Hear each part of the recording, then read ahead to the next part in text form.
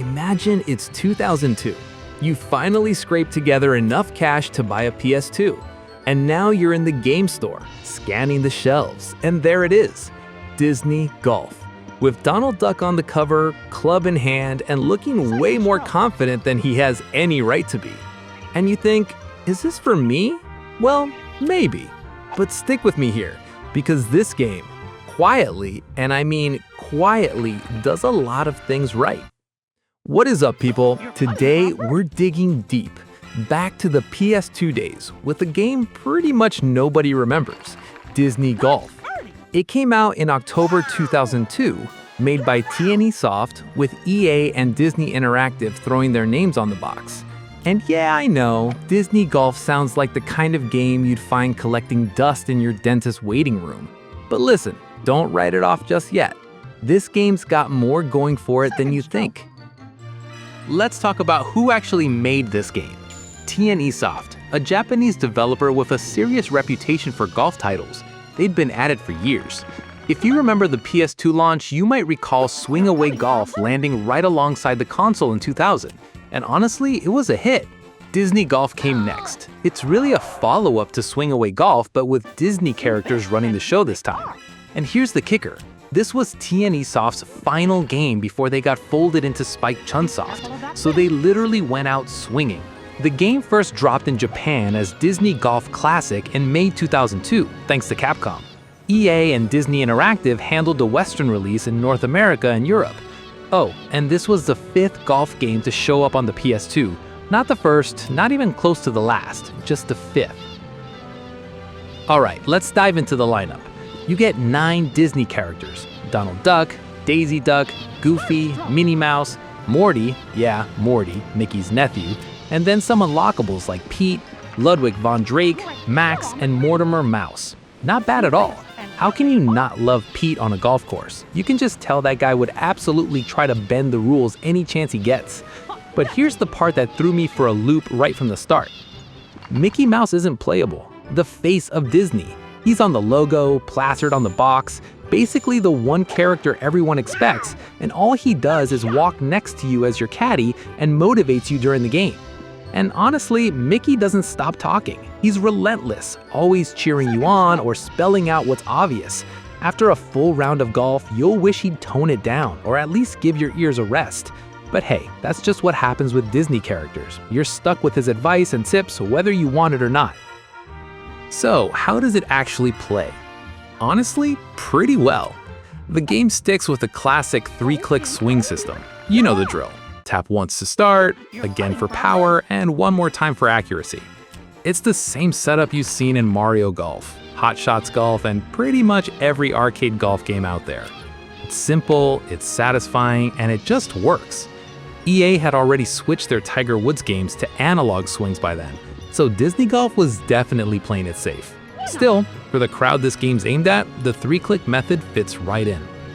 You get 6 courses to choose from: a Western course, a tropical course, a mountain course, a sky course, and an American course, plus a few small ones more. The visuals aren't full-on cartoon like Mario, but they're not trying to be ultra-realistic either. Instead, the style hits that middle ground: bright, clean, and easy to follow. Some folks back then pointed out the courses felt pretty straightforward. Not a ton of hills or tricky layouts, not much that'll stump a golf game expert. And yeah, that's fair. If you eat, sleep, and breathe digital golf, these tracks probably won't blow your mind. But you know what caught me off guard? The power-ups. There are over 60 to collect and buy. Some help you pull off unbelievable shots. Others mess with your friends. There's even a super shot for those massive drives. As you go, you rack up coins for doing well, like sinking a birdie or landing it close, and spend them between holes. It adds some fun pandemonium and keeps things light instead of bogging down in pure simulation. Now, putting. That's where things start to slip. The camera angles on the green can get weird. Sometimes they zoom in way too much, or tilt so it's tough to read the slope. There's a guideline, but it only pops up when you're aimed dead straight at the hole, which isn't always helpful. And those danger shots where the meter speed cranks up out of nowhere show up a little too often for my taste. None of this ruins the game, but if you want dead-on accuracy, be ready to get frustrated every once in a while. You get the usual game modes: stroke play, match play, skins, and best ball, where you team up and take turns hitting shots. Then there are long drive and closest to the pin challenges. Nothing fancy, but all the staples are there. But challenge mode is where things get interesting. That's the main single player hook. You choose your character and tackle 2 difficulty levels, beginner and expert. Each one has 4 events. To move forward, you have to win at least 3 out of 4. If you beat a character in challenge mode, you unlock them and their course for regular play. It's straightforward and actually gives you a reason to stick around. There's no big, deep career mode here. GameSpot even pointed out that it's not as fleshed out as Swing Away Golf, but what you get works well and feels fun. They even threw in a simple mode for kids or brand new players, which is a smart move. There's nothing here to keep people out. It's meant for everyone to pick up and play. Visually, this game holds up surprisingly well. The character models like Donald, Minnie, Goofy, all of them, feel really solid for their time. Some people even said they outshine the ones in Hot Shots Golf 3, and honestly, I get it. The courses themselves are bright and cartoonish in the best way. Everything's clean, the textures pop, and you can see exactly where you're aiming. They nail the voice acting, thank God.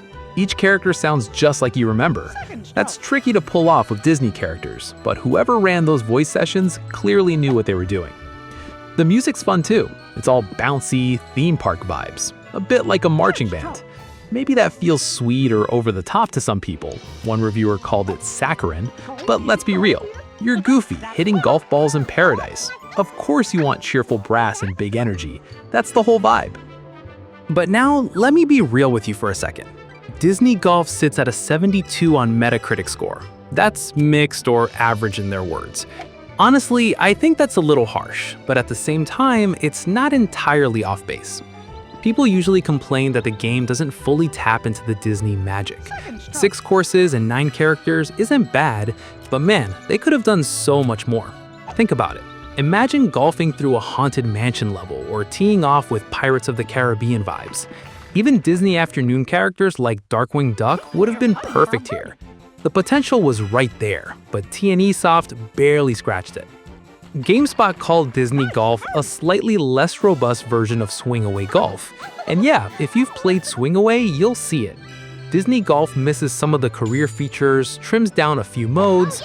Still, GameZone rated it 82 and loved the graphics, the music, and the gameplay. GamePro went even higher with a 90 and recommended it straight up for families. And the official PlayStation magazine caught something people always forget. They pointed out that for a game that looks so kid-friendly, there's actually a lot of strategy packed in. And they're right. This game got shoved onto the for kids only shelf and kind of got ignored because it's Disney branded. But under all that, the mechanics hold up. The challenge is real if you actually want to play well.